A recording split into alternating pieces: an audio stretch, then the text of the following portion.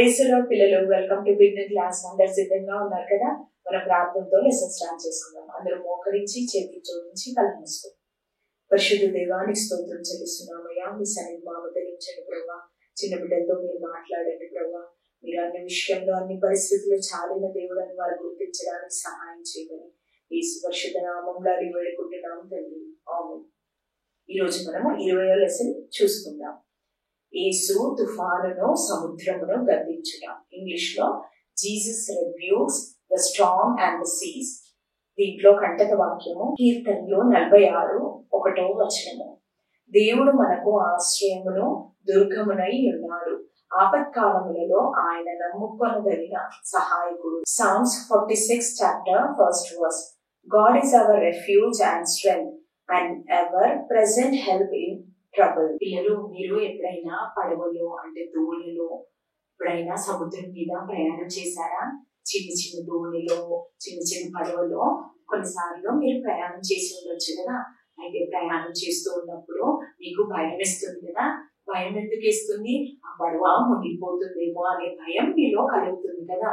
ఇంకా ఆ యొక్క ప్రయాణం రాత్రిపూట అయితే ఇంకా ఎక్కువ భయం అవుతుంది కదా. అదే మీ తల్లిదండ్రులు మీతో పాటు వస్తున్నట్లయితే ఆ భయం వేస్తున్నప్పుడు వారిని గట్టిగా మీరు పట్టుకుంటారు కదా. అదే విధంగా ఒకనాడు యేసు ప్రభు గలిలయ సముద్రం మీద పడవలో అంటే దోణిలో ప్రయాణం చేస్తున్నప్పుడు శిష్యులకి భయం వేస్తుంది. ఆ సమయంలో ఏం జరిగిందో మనం ఈ లెసన్ లో నేర్చుకుంటాం. ఒకరోజు యేసు ప్రభు ఈ గలిలయ సముద్రం ఉంది కదా, దాని తీరమున అక్కడ యేసు ప్రభుతో పాటు అతని శిష్యులు ఆ ప్రాంతంలో ఉండగా అక్కడికి అనేక జన సమూహములు వచ్చారు. ఆ వచ్చిన జన సమూహంలోకి యేసు ప్రభు వాక్యాన్ని బోధించడం అయిన తర్వాత సాయంకాలం అయినప్పుడు యేసు ప్రభు ఆయన యొక్క శిష్యులతోని ఈ విధంగా చెప్తారు, మనము అందరికి పోదాము రండి, ఒక దోణిని తీసుకొని రండి అని. అంటే ఒక దోణి అంటే పడవ. ఆ పడవను అప్పుడు శిష్యులు తీసుకొని వస్తారు. సముద్రం మీద ప్రయాణం చేయడానికి, అందరికి వేరే సైడ్ వెళ్ళడానికి వారు పడవని తీసుకొని వస్తారు.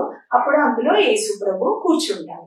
ఇంకా ఉదయం నుంచి యేసు ప్రభు అక్కడ అనేకులకి బోధించారు కాబట్టి ఆయన అలసిపోయి ఆ యొక్క పడవలో విశ్రాంతి తీసుకుంటారు. ఆ యొక్క దోణిలో ఆయన విశ్రాంతి తీసుకుంటారు. ఇంకా ఈ యొక్క దోణినే కాకుండా అక్కడ అనేక దోణిలు కూడా, అనేక పడవలు కూడా ఈ యొక్క సముద్రం మీద బయలుదేరాయి. ఈ విధంగా వారు ప్రయాణిస్తున్నప్పుడు సముద్రం నెమ్మదిగా ఉంది. అయితే హఠాత్తుగా ఏం జరిగిందంటే చూడండి, ఆ యొక్క సముద్రం మీద తుఫాను వచ్చింది. తుఫాను అంటే తెలుసు కదా పిల్లలు. తుఫాను అంటే గాలి, ఒక బలమైన గాలి సముద్రం మీద కొట్టినప్పుడు ఆ యొక్క అలలు పైకి లేవడం ప్రారంభమవుతుంది. దాన్ని తుఫాను అంటారు. ఆ విధంగా ఎప్పుడైతే ఆ సముద్రం మీద తుఫాను ఇంకా గాలులు రావడం ప్రారంభమైందో అప్పుడు ఆ యొక్క ఓడ ఉంది కదా, ఆ యొక్క ఆ పడవ అనేది అది ఇంకా ఆ యొక్క తుఫానికి అటు ఇటు ఊగుతూ ఉంది. అప్పుడు వారు ఈ యొక్క శిష్యులు వారు ప్రయాణం ప్రారంభించారు కదా. కానీ ఆ సమయంలో యేసు ప్రభు ఏం చేస్తున్నాడంటే ఆయన అమరమున అంటే ఈ యొక్క దోణి యొక్క ఈ పడవ యొక్క వెనక భాగంలో ఆయన ఒక తలదిండు పెట్టుకొని పిల్లోని పెట్టుకొని ఆయన పడుకున్నాడు. ఆయన విశ్రాంతి తీసుకుంటున్నాడు. కానీ ఇక్కడ శిష్యులందరూ ఈ యొక్క తుఫాన్ని చూసి వాళ్ళు ఎంతో భయంతో ఉన్నారు. ఏ దోణిలో అయితే యేసు ఉన్నాడో ఆ దోణి మీద తుఫాను అలలు రావడం ప్రారంభమైంది. అక్కడున్న అలలు చూడండి ఎంత బలంగా పైకి లేస్తూ ఉన్నాయి. అప్పుడు వాళ్ళందరూ దాన్ని కంట్రోల్ చేయడానికి, దాన్ని ఆ యొక్క ఓడ మునిగిపోకుండా ఉండడానికి శిష్యులు ప్రయాసపడుతూ ఉన్నారు. కానీ ఇంకా అలలు ఎగసి పడుతూ ఉన్నాయి ఆ సముద్రం మీద. వారందరూ చూడు ఎంతో కలవరంలో ఉన్నారు కదా. కానీ యేసు ప్రభు మాత్రం నెమ్మదిగా ఆయన విశ్రాంతి తీసుకుంటున్నాడు, ఆయన నిద్రపోతున్నాడు. కానీ వాళ్ళలో ఉన్న కలవరం అది అధికమవుతూ ఉంది. వారు ఏం చేయాలని ఇంకా ఆలోచిస్తూ చివరికి ఏం చేశారంటే ఆ దోణి యొక్క అమరమున అంటే వెనకల భాగంలో నిద్రిస్తున్న ఆ యేసయ్య యొద్దకు వచ్చి, బోధకుడా మేము నశించిపోతున్నాము, నీకు చింత లేదా అని ఆయనని లేపుతున్నారు. అంటే వారి యొక్క కలవరం వచ్చినప్పుడు వారు భయంతో యేసుప్రభు దగ్గరికి వచ్చి ఆయనని లేపుతూ ఉన్నారు. మేము మునిగిపోతున్నాము, మీకు చింత లేదా, మేము నశించిపోతున్నామని యేసయ్యని వాళ్ళు లేపుతూ ఉన్నారు. అప్పుడు యేసుప్రభు లేచి ఆ వస్తున్న తుఫానుని, ఆ గాలిని గద్దించాడు. ఏమని అంటే నిశ్శబ్దమై ఊరుకుండుమని సముద్రంతో చెప్పాడు. చూడండి, తర్వాత వెంటనే ఆ గాలి అణిగి ఆ సముద్రం మొత్తం నిమ్మలమైపోయింది. చూడండి ఎంత అద్భుతం కదా. గాలి ఇంకా సముద్రము ఆ యేసుప్రభు యొక్క మాట వినిన వెంటనే నిశ్శబ్దమైపోయింది, నిమ్మలమైపోయింది. అది ఎంత ఆశ్చర్యం కదా. దేవుడి యొక్క సృష్టి యేసుప్రభు యొక్క మాటను బట్టి నిశ్శబ్దం అయిపోయింది. వెంటనే ఆ సృష్టి యొక్క అలజడి ఉంది కదా, ఆ శబ్దము, అలలు, తుఫాను యొక్క ఆ శబ్దము మొత్తము నిమ్మలమైపోయింది, సైలెంట్ అయిపోయింది. అంటే యేసుప్రభుకి యొక్క మాటలో ఉన్న శక్తి ఎంత గొప్పదో మనకు అర్థమవుతుంది కదా. ఆయన యొక్క మాటకి సృష్టియే మౌనమైపోయింది, సృష్టియే ఆయన మాటకి లోబడిపోయింది, సముద్రం లోబడిపోయింది. ఆ మాట వినిన వెంటనే అది నిశ్శబ్దం అయిపోయింది. ఎంత ఆశ్చర్యం కదా. అప్పుడు యేసుప్రభు తర్వాత వారి వైపు చూసి, శిష్యుల వైపు చూసి, మీరెందుకు భయపడుచున్నారు, ఇంకనూ నా మీద నమ్మిక ఉంచలేకపోతున్నారు ఎందుకు అని యేసుప్రభు వారితో చెప్తున్నాడు. ఎందుకంటే యేసుప్రభు ఎన్ని అద్భుతాలు చేశారో, ఎంత కార్యాలు వారు శిష్యులు యేసుప్రభు చేసిన యొక్క అద్భుతాలు కల్లారా చూశారు కదా. అలాంటి సమయంలో సముద్రంలో ఉన్న అలలు, తుఫాన్లు వచ్చినప్పుడు వాళ్ళందరూ భయపడిపోయారు కదా. అంటే వారు ధైర్యంగా ఉండాలి. యేసుప్రభు మా దోణిలో ఉన్నారు కాబట్టి మాకేం కాదనే ధైర్యం వారికి ఉండాలి. కానీ వారు ధైర్యంగా లేరు కదా, వారు భయపడిపోయారు. అందుని బట్టి యేసుప్రభు వారితో చెప్తున్నాడు, మీరెందుకు భయపడుతున్నారు, మీరెందుకు నా యందు నమ్మిక ఉంచలేకపోతున్నారని వారిని అడుగుతాడు. అయినను వాళ్ళు ఆ గొప్ప అద్భుతాన్ని చూశారు కదా ఫస్ట్ టైం. ఎందుకంటే ఇంతవరకు వారు మనుషులలో దేవుడు చేసిన అద్భుతాన్ని చూశారు, కానీ ఒక సృష్టిలో జరిగిన అద్భుతం వాళ్ళు మొదటిసారిగా చూశారు కదా. చూసి వారు ఏమనుకుంటున్నారంటే ఒకరినొకరు, ఈయనే ఎవరో, ఈయన యొక్క మాటను బట్టి ఈ యొక్క సముద్రమే లోబడిపోయింది కదా అని ఒకరినొకరు వారు అనుకుంటున్నారు. ఈయన యొక్క మాటలు ఎంత శక్తి ఉంది కదా అని వారు ఒకరినొకరు అనుకుంటున్నారు. దేవుడు చేసిన పనిని చూసి వారు ఆశ్చర్యపోతున్నారు. చూడండి, దేవుని యొక్క కార్యాన్ని చూసి వారు ఆశ్చర్యపోతున్నారు. ఈ విధంగా దేవుడు ఆ యొక్క దోణిలో వచ్చిన అలలు, తుఫాన్ని గద్దించి ఆ యొక్క సముద్రాన్ని నిమ్మలపరిచి వారి యొక్క సమస్యని పరిష్కరించారు. చూడండి, యేసుప్రభు ఎంత గొప్ప దేవుడో, ఆయన మాటలో ఉన్న శక్తి ఎంత గొప్పది కదా మనకు అర్థమవుతుంది కదా. ఆయన యొక్క మాటను బట్టి ఎటువంటి పెద్ద సమస్య కూడా అది లొంగిపోవాల్సిందే అని మనకు అర్థమవుతుంది కదా. ఇంతవరకు లెసన్ మీకు అర్థమైందని నమ్ముచున్నాను. ఇప్పుడు కొన్ని విషయాలు మనం ఈ లెసన్ ద్వారా నేర్చుకుందాం. యేసుప్రభు మన అన్ని సమస్యల్లో, మన అన్ని యొక్క కఠినమైన పరిస్థితుల్లో, కష్టంలలో మనకి ఆయన సహాయకుడిగా ఉంటాడు, సహాయం చేస్తాడు. అయితే మనం ఇంతవరకు లెసన్లు చూసాం కదా.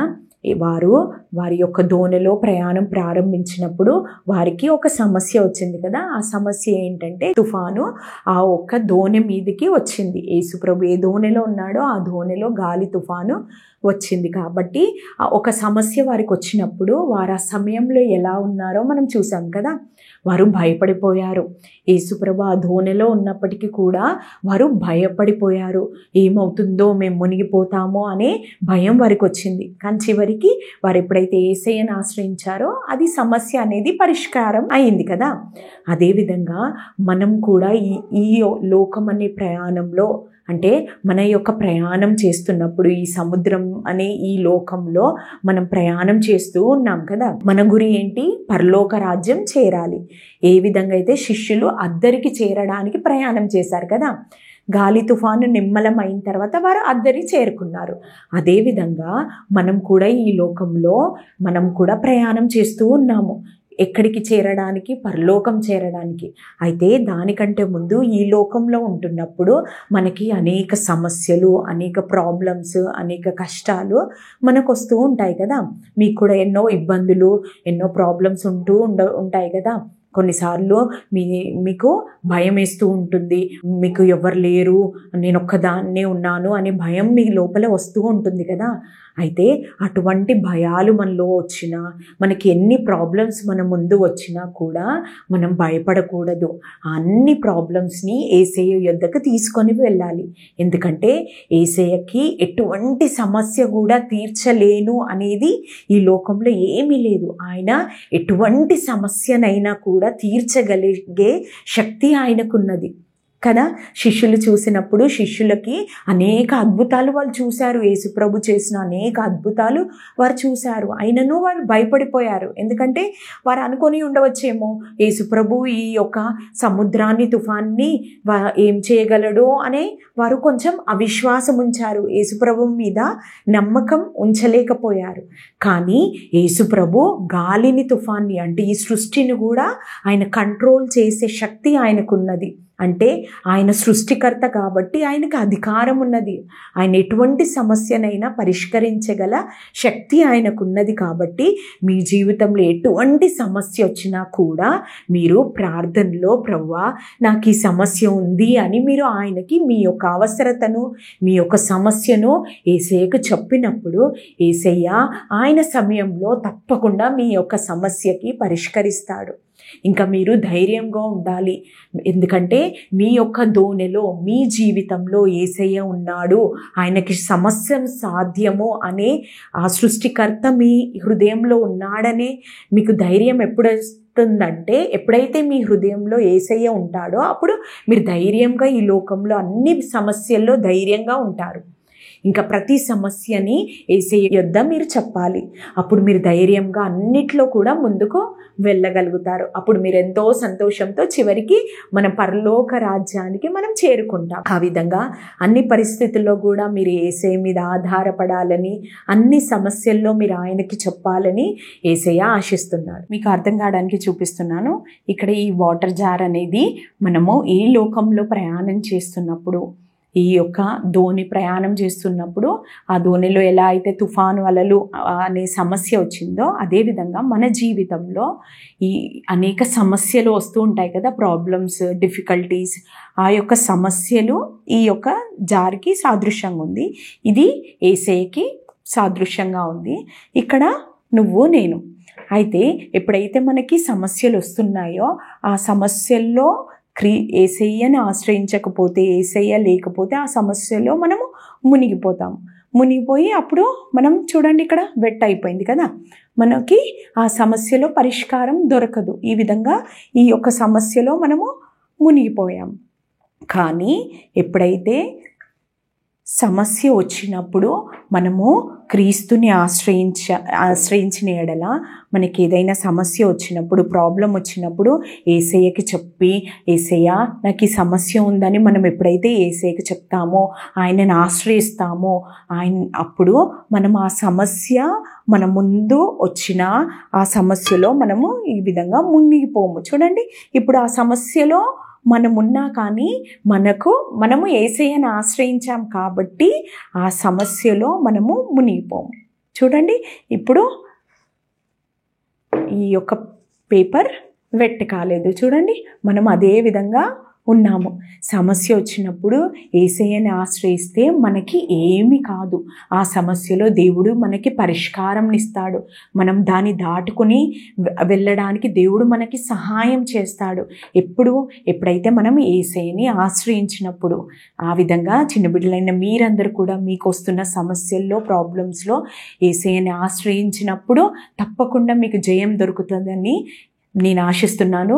ఈ విధంగా మీరు కూడా అన్ని పరిస్థితుల్లో దేవుణ్ణి ఆశ్రయించి దేవుని దగ్గరికి మీ సమస్యను తీసుకొని వెళ్ళాలని యేసయ్య ఆశిస్తున్నాడు. ఈ లెసన్ యొక్క యాక్టివిటీ ఏంటంటే, మీరు ఈ విధంగా ఒక పడవని పేపర్తో తయారు చేయండి. దాని మీద ఒక స్టిక్ని అతికించి, దానికి ఇంకొక పేపర్ ఈ ట్రయాంగిల్ షేప్లో అతికించి, దాని మీద తెలుగులో రాసినట్లయితే ఈ విధంగా రాయండి: యేసు మన అన్ని సమస్యలలో, కష్టములలో మనకు సహాయం చేస్తాడు. ఒకవేళ ఇంగ్లీష్లో రాసినట్లయితే Jesus will help us in all our problems and difficulties అని రాయండి. దేవుని చిత్తం అయితే నెక్స్ట్ సండే స్కూల్ క్లాస్లో మనం ఇంకొక లెసన్తో కలుసుకుందాం. ఇప్పుడు ప్రార్థనతో ఈ క్లాస్ని ముగించుకుందాం. అందరూ మోకరించి, చేతులు జోడించి, కళ్ళు మూసుకొని. పరిశుద్ధ దేవానికి స్తోత్రం చెల్లిస్తున్నామయ్యా. ఇంతవరకు మీ సన్నిధి అనుగ్రహించి ప్రభా మీరు నడిపించిన విధానం కొరకే వందనాలు ప్రభా. చిన్న బిడ్డలతో మీరు మాట్లాడండి అయ్యా. బిడ్డలు అన్ని పరిస్థితుల్లో మిమ్మల్ని ఆశ్రయించడానికి ప్రభా వారికి సహాయం చేయమని, మీరేమా దుర్గము ఆశ్రయమని వారికి గుర్తించడానికి సహాయం చేయమని యేసు పరిశుద్ధ నామంలో అడిగి వేడుకుంటున్నాం తండ్రి. ఆమేన్.